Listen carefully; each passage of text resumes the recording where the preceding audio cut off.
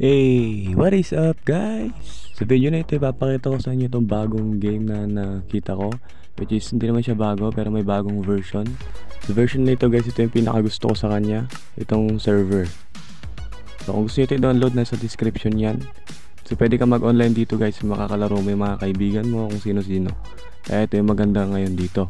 So ipapakita ko sa inyo yung server namin guys. Actually 5 lang ata kami dito, if I'm not mistaken. Yes, 5 lang. So papakita ko sa inyo yung world namin. Unfortunately, feeling ko ako lang yung online ngayon kasi bandang umaga ata. May mga ginagawa sila. So ito guys, yung namin, yung world namin.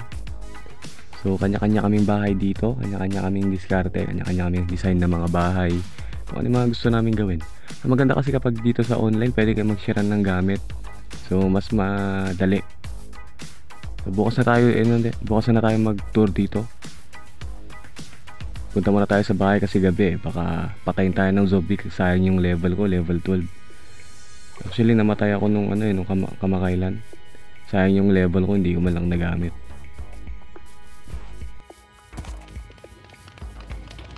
Ito nga pala yung aso ko guys, so tignan niyo yung pangalan niya. Napakita ko sa inyo yung pangalan niya.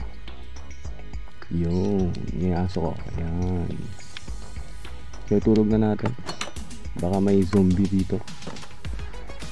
Mahirap na, baka mamatay ulit tayo.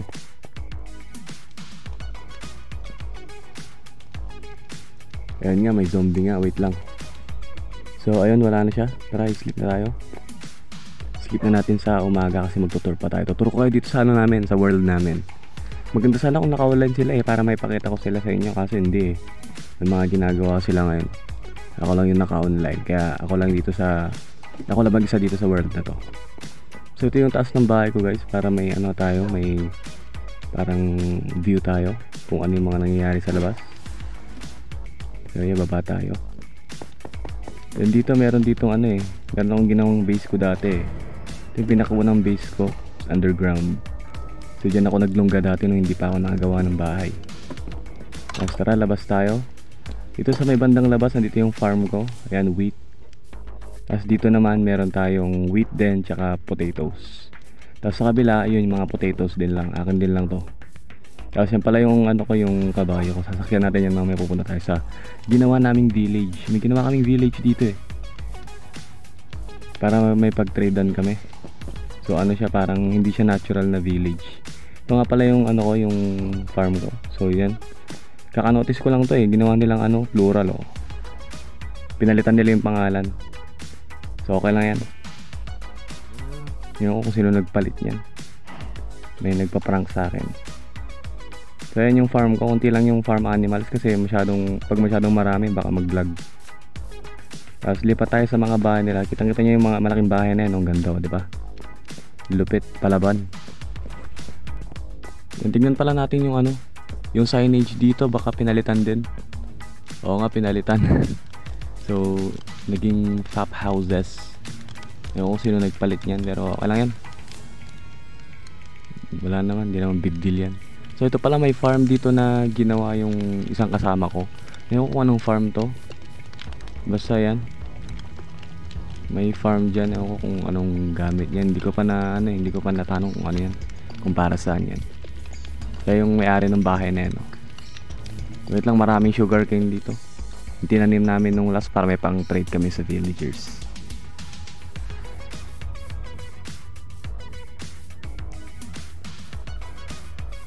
Ito, ang ganda ng house niya ang laki.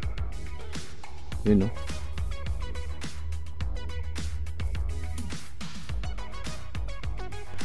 Dito naman tayo sa kabila. Ewan ko kaninong bahay itong sa kabila. Hindi ko kabisado yung mga bahay nila. Mangilan-ngilan lang ako pumunta dito kasi nasa kabilang island ako. So ewan ko kung kaninong bahay yan. Maganda-ganda rin yung bahay niya. Laki Saka may mga may mga cherry blossom pa sa taas. Ewan ko kung cherry blossom pa yung tawag yung sa plant na yan. Hindi sure. Tapos dito meron pa isa dito. Ewan ko kung kanino to. Hindi nata nag-online yung may-ari na ito.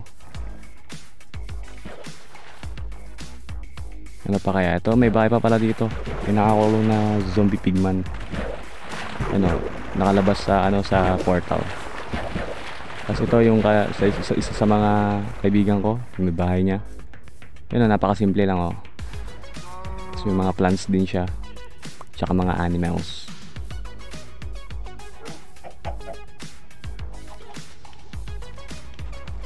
Yun.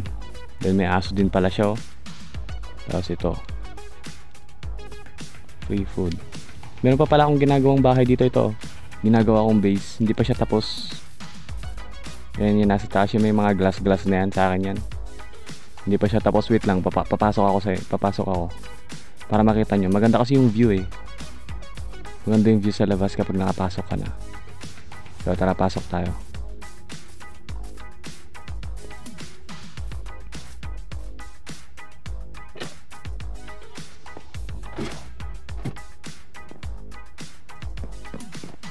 Yan oh, ganda di ba?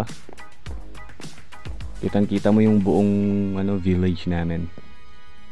Actually, speaking of village, ipapakita ko sa inyo yung village na ginawa namin. Actually, mga bahay doon, yung mga plants, yung mga basta lahat yun ginawa namin, except na lang sa mga sa mga villager. Kasi kinuha namin yun from ibang village kasi may sumira sa kanila eh.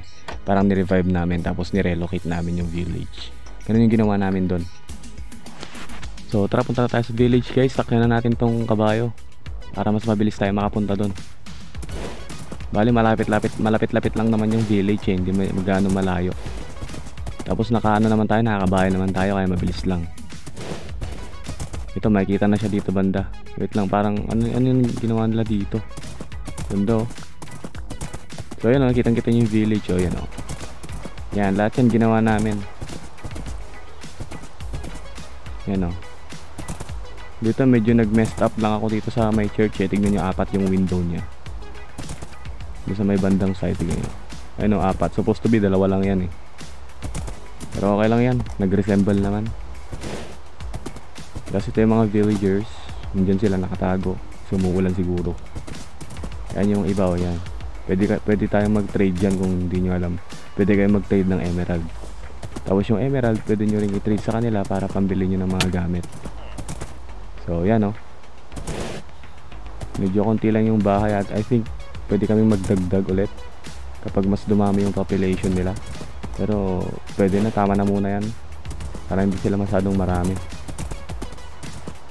Hindi ko alam kung gumagabi na ulit, ang dilim eh, or sa ulan lang.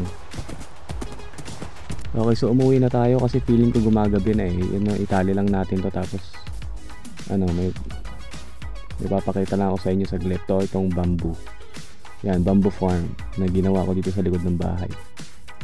Yan. Tapos itong mga trees yan, plinant ko lahat yan. Actually, kalbong-kalbo to eh, ginamit ko lahat sa bahay.